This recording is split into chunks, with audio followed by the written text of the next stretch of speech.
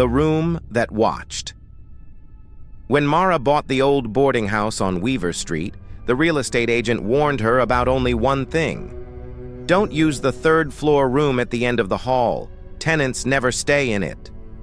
Mara assumed it was just drafty or moldy or somehow undesirable.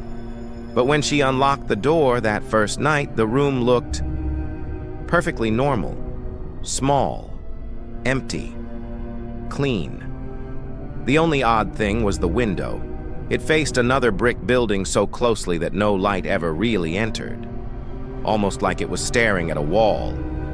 She shut the door and moved on. Night 1. Mara woke at 3:12 a.m. to the sound of footsteps above her. Slow, deliberate steps, as though someone were pacing the third floor. But her house had only 2 floors. She listened for a long time, paralyzed under her blankets as the steps moved back and forth, back and forth. Finally, they stopped directly above her bedroom. Then something scraped, like a chair being dragged across the floor. She didn't sleep again. The room that watched. When Mara bought the old boarding house on Weaver Street, the real estate agent warned her about only one thing. Don't use the third-floor room at the end of the hall. Tenants never stay in it. Night 2. The next evening, she climbed the stairs, determined to prove the noise was just the house settling. The door to the forbidden room was open. She was sure she had closed it. Inside, a wooden chair she didn't remember owning sat in the center of the room, facing the wall, as if someone had been sitting there watching the blank bricks inches away. Mara backed out and slammed the door. This time she locked it. At 3:12 a.m., the footsteps returned, and the scrape. Night 3. Mara brought a hammer and nails. She boarded the door shut, layer after layer, until she felt ridiculous for ever being afraid. But that night, the footsteps didn't come from above.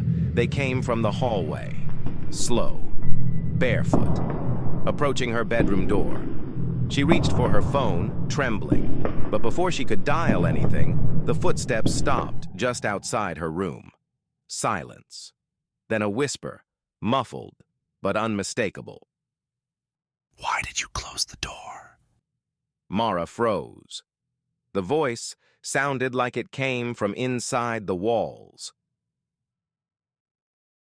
The room that watched. When Mara bought the old boarding house on Weaver Street, the real estate agent warned her about only one thing. Don't use the third-floor room at the end of the hall.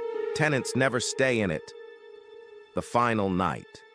She couldn't take another second. She grabbed a crowbar and stormed up to the third floor, deciding to rip the boards down and face whatever was messing with her mind. But when she reached the end of the hall, all the boards she had nailed to the forbidden room's door were lying neatly on the floor. Not broken, not splintered. Removed, one by one. The door was slightly open. Light, soft, flickering came from inside. Mara pushed the door wider. The chair was turned toward her now. In it sat a shape, human shape. Too long in some places, too short in others, as if something had tried to assemble a person from descriptions alone and got the measurements wrong. Its head lifted, slowly, like it hadn't moved in years. Its voice rasped. "It's lonely. Stir." Mara dropped the crowbar. The chair scraped the floor as the thing began to stand. The door swung shut behind her. The neighbors say the new owner rarely leaves the house on Weaver Street. They say she sits in the third-floor room at the end of the hall, staring at the brick wall as if waiting for something to happen.